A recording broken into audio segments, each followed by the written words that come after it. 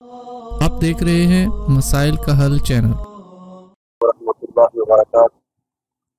نحمدہ ونصلی علی رسولہ الکریم، اما بعد فاعوذ باللہ السمیع العلیم من الشیطان الرجیم، بسم اللہ الرحمن الرحیم۔ جیسا کہ آپ لوگوں نے آج جمعہ کے خطبے کے اندر سنا، اسلام کے اندر شہید کا مقام یقیناً بہت بڑا اعزاز ہے، شہادت۔ نبی علیہ السلام فرماتے ہیں اللہ رب العزت جنت کے اندر دو بندوں کو دیکھ کر مسکرا پڑے، ایک قاتل ہے، دوسرا مقتول ہے۔ صحابہ نے کہا اللہ کے نبی صلی اللہ علیہ وسلم، مقتول تو جنت میں گیا، قاتل جنت میں کیسے گیا؟ نبی علیہ السلام فرماتے ہیں قاتل نے بعد میں توبہ کر لی تھی، کلمہ پڑھ لیا تھا، اسی وجہ سے اللہ رب العزت نے قاتل کو معاف کر کے جنت عطا فرمائی۔ دونوں جنت میں اللہ تعجب سے اپنے بندوں کو دیکھ کر مسکرا رہے ہیں۔ پھر دیکھیں، ایک قاتل ہے، دوسرا مقتول ہے، دونوں ہی جنت میں۔ تو یہ اللہ رب العزت کا ایک اپنے بندے پر احسان ہے۔ پھر شہید کا ایک مقام ہے۔ جامع ترمذی کی جو روایت ہے اس کے اندر شہید کی 6 فضیلتیں اکٹھی بیان کی گئی ہیں۔ نبی علیہ السلام فرماتے ہیں سب سے پہلے شہید کے خون کا قطرہ زمین پر گرنے سے پہلے اللہ اس کے تمام گناہوں کو معاف فرما دیتے ہیں، اور اسی وقت اللہ اس کو جنت کا ٹھکانہ بتا دیتے ہیں، اور جنت کا جو اس کا ٹھکانہ ہے اس کو دکھا دیا جاتا ہے۔ دوسرے نمبر پر نبی علیہ السلام فرماتے ہیں اسے عذاب قبر سے محفوظ فرما دیا جاتا ہے۔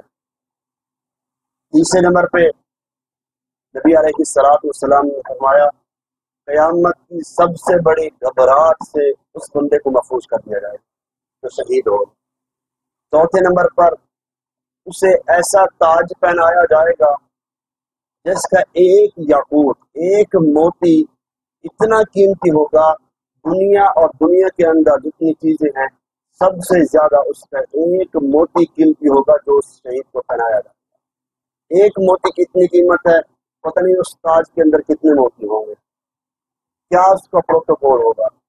پانچویں نمبر پر نبی علیہ السلام فرماتے ہیں شہید کو 72 حوریں عطا کی جائیں گی جس سے اس کا نکاح کیا جائے گا۔ چھٹے نمبر پر نبی علیہ السلام فرماتے ہیں وہ شخص شہید اپنے 70 افراد کو لے کر ان کی سفارش کر کے اللہ اس ایک شہید کی سفارش پر 70 بندوں کو جنت عطا فرما دے۔ یہ شہید کا مقام ہے اسلام کے اندر۔ نبی علیہ السلام فرماتے ہیں ان الجنت تحت ظلال السیوف، نبی علیہ السلام فرماتے ہیں جنت جو ہے تلواروں کے سائے میں ہے۔ وَإِنَّ السُّيُوفَ مَفَاتِيحَ الْجَنَّةِ، اور جنت کی جو چابی ہے اللہ نے تلوار بنائی ہے۔ تو اس لیے یہ جو تلوار ہے گناہوں کو مٹاتی ہے، منافقت کو نہیں مٹاتی۔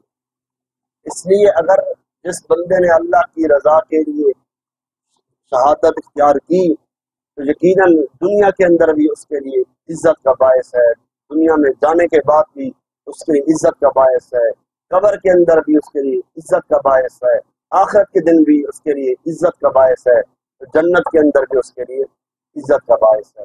تو شہید کی مختلف اقسام ہیں۔ ایک حدیث کے اندر میں نے آج جمعے میں بھی بیان کی تھی 5 قسمیں ہیں شہید کی۔ کتنی قسمیں ہیں جی؟ 5 قسم کے شہید ہیں ایک حدیث کے اندر۔ سب سے پہلے جس بندے کو طاعون کی بیماری لگ گئی، اسی حالت میں فوت ہو گیا، وہ بندہ شہید ہے۔ دوسرے نمبر پر جس بندے کو پیٹ کی بیماری لگ گئی اور اسی حالت میں وہ فوت ہو گیا تو وہ بندہ بھی شہید ہے۔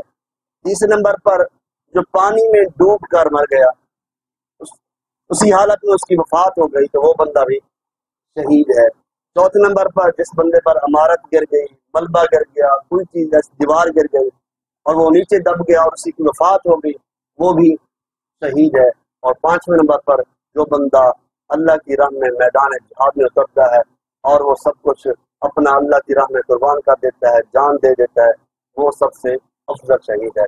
اللہ سے دعا ہے اللہ رب العزت صحیح معنی کے اندر قرآن و سنت پر عمل کرنے کی توفیق عطا فرمائے، اللہ ہمیں شہادت کی موت عطا فرمائے، اللہ ہماری خواہش کو پورا فرمائے، اللہ جس کی جتنی خواہش ہے۔ اور ایک حدیث میں یہ بھی آتا ہے، نبی علیہ الصلوۃ والسلام فرماتے ہیں ایک بندے کی بڑی خواہش ہے شہادت کی، اس کے باوجود اس کو شہادت نہیں ملی، بڑی خواہش ہے، اس کی تمنا ہے، تمنا کے باوجود اس کو شہادت نہیں مل سکی، نبی علیہ الصلوۃ والسلام فرماتے ہیں اللہ پھر بھی اس بندے کو شہادت کا درجہ عطا فرمائے۔ دل کے اندر خواہش رکھنے والا بھی یقیناً اس منصب پر پہنچ جاتا ہے۔ اللہ عمل کی توفیق عطا فرمائے۔ وآخر دعوانا الحمدللہ۔